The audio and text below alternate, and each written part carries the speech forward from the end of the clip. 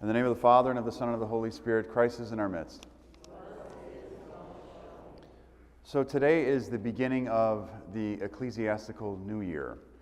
The New Year, typically as we celebrate in our calendar year, is January 1st, which is kind of the calendar year.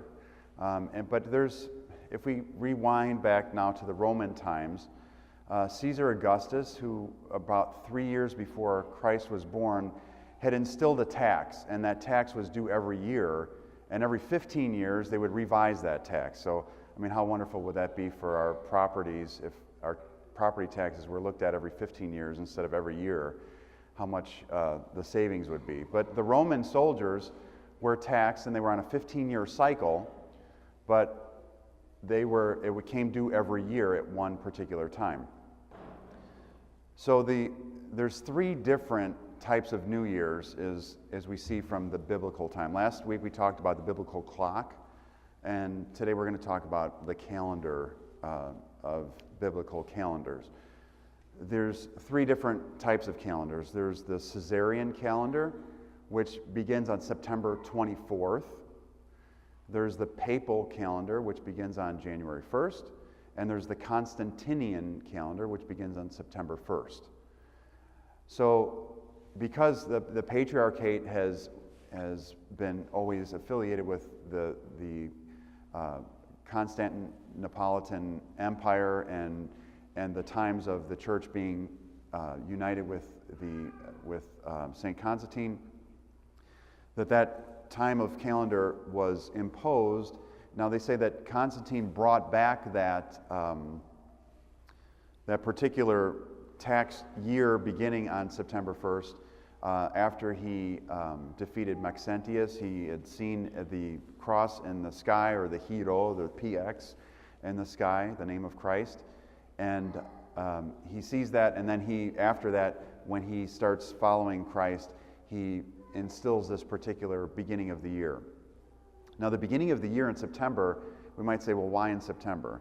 Well, if you'll recall, in August 6th, which is the Transfiguration of Christ, we have the blessing of the grapes, which is really when fruit starts to mature. Now, I know from those of you who have your gardens and different things, now is the time when you really are harvesting those crops, unless, of course, you live in places where the harvest goes all year round. But typically in the Chicagoland area, now is when you start getting too many tomatoes, too many cucumbers, and too many of everything, and the whole other time you were just watering and waiting and watering and waiting. But in August, on the 6th, is really the offering of that fruit back. So now everything is coming into maturity in August. So we say the prayer of the blessing of the harvest at that point, but now begins the complete harvest. Now everything is pretty much done for the year, if you want to say that, or the harvesting of all the crops and everything come now. So the fall, which typically we think is in October, but September really starts that mark of the next season in the eyes of the church. Now the reading for today speaks about Christ speaking about this new year. So on this ecclesiastical New Year, which is September 1st, it speaks about Christ in the reading, and he says specifically, to proclaim the acceptable year of the Lord, as he reads from the prophets. So he speaks about this new year, and really, what does this mean for us in the understanding of the church? If you recall, a couple weeks ago, it was the 10th Sunday of Matthew, then it was the 9th Sunday of Matthew, and it goes back. Does everybody remember seeing that in your bulletin? Well, we don't see that today at all, and we won't see that for a while. But you have to understand that Easter itself, or Pascha, has a bunch of readings before it that are attached to it, and a bunch of readings after it that are attached to it. So this, if we consider my thumbs, this is kind of a generic thing. I was going to do this on an iPad today in a screen, but I had a malfunction with that, so now you got to deal with my fingers, okay? So Easter is my thumbs. Before, you're looking at it, so before Easter is here, and after Easter is here. There's a clump of readings, several weeks before and several weeks after that are there, right? So you know that after Easter, the Sunday after Easter is the Sunday of Thomas.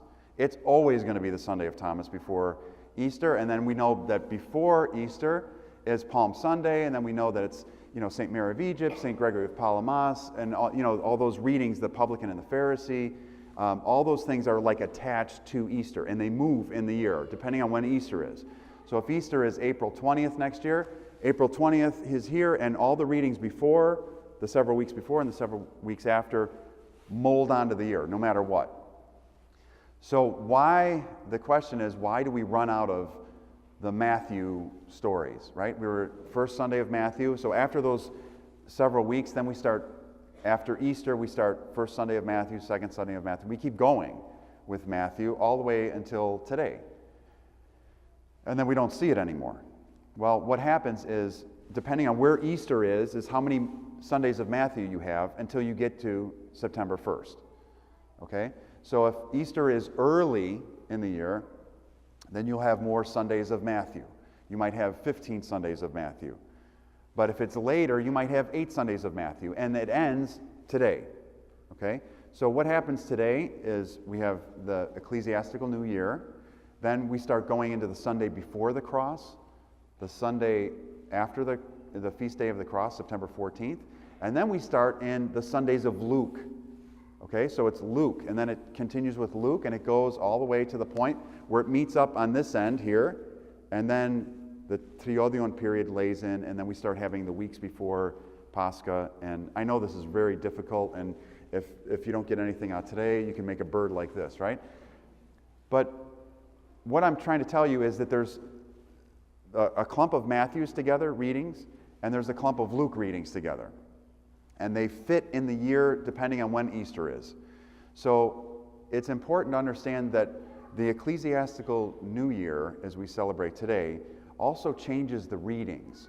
And it imposes itself to start a new set of readings. To start from today, where Christ goes into the temple, excuse me, and he speaks about the fact that he is the one that's fulfilling these prophecies, and then we start the readings together. Now you might be saying to yourself, well, if we have the Sundays of Luke and we have the Sundays of Matthew, what happens to Mark and John? Well, Mark and John are in those other readings, before and after, and also sometimes implement themselves in other parts of the year if a feast day falls on a Sunday. So we do have those readings from Mark and John. It's just we don't have sections of the year that say the first Sunday of John, second Sunday of John, third Sunday of John. It's only Luke and Matthew. So the tradition of the church today to celebrate the ecclesiastical new year goes back to the early 300s, probably about 318 or so, when St. Constantine had started that Roman tradition of the new year. And really that was started because now he's conquered the West, right, by Maxentius, so he's considered the emperor of the West and the East.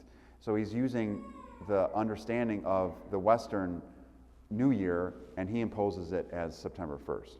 So the church has kept that. But the important thing what I'm really getting at here is for you to understand the readings, because it gets complicated. We say, what Sunday is it, and how does this go? It's the same every year. So the readings are the same every year. However, Easter, the way it moves around, will either cut off certain Sundays of Matthew or add certain Sundays of Matthew at the tail end in August and September. So what is our reading schedule going to be now? It's going to be this Sunday, then it's the Sunday before the Sunday of the Cross, which is its own specific reading. September 14th, which is the feast day of the cross, is an actual Sunday. And then the Sunday after the cross, which kind of imposes itself on the calendar. And then it goes first Sunday of Luke, second Sunday of Luke, third Sunday of Luke, until we get to, Christmas has its own readings, Epiphany has its own readings, and then we come to the point of the Triodion, and then those imposed readings that are specific for leading up to Easter happen. Then we have Easter, then we have the readings after Easter, and then we start again, Matthew, first Sunday of Matthew, second Sunday, until we get to September 1st. That's the layout of the readings. And it might sound like a lot, and your head might be spinning on, how many different readings, but just to think that there's a group of Luke readings, there's a group of Matthew readings, and then there's Easter and the readings around Easter. And those are the 3 chunks of readings that get put together. So starting from the ecclesiastical New Year, it's the chunk of Luke readings. Then it's the chunk of Easter readings. And then it's the chunk of Matthew readings. So if you can think of that, that will kind of help you as you look at the bulletin and as you read to know really how it's laid out. And it's the same every year. It might not fall on the same day, but the readings are the same. And you might say that too. It's kind of interesting.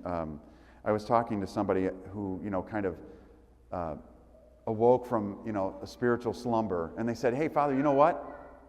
Do the readings repeat every year?" And I said, "Yeah, they do." And they're like, "I just noticed that. I just started to realize that around the same time of the year, it's the same readings." And you might be saying, "Well, you knew that. Maybe you didn't know that." But either way, there comes a point where it's like the aha moment. You're like, "Hey, I know this one." And you know what time of the year it falls. So these readings were really specific to certain seasons and also specific to certain events that happen. So I pray that as you go through the ecclesiastical New Year and as you start this new year, that God continues to strengthen you and also clarify how those readings impose themselves on the year. If you're interested more in how the readings go in the church and how they happen at certain times of the year, you can attend our Bible study, and I will be more than glad to go into that as I do go into several of the different readings throughout the year. Amen.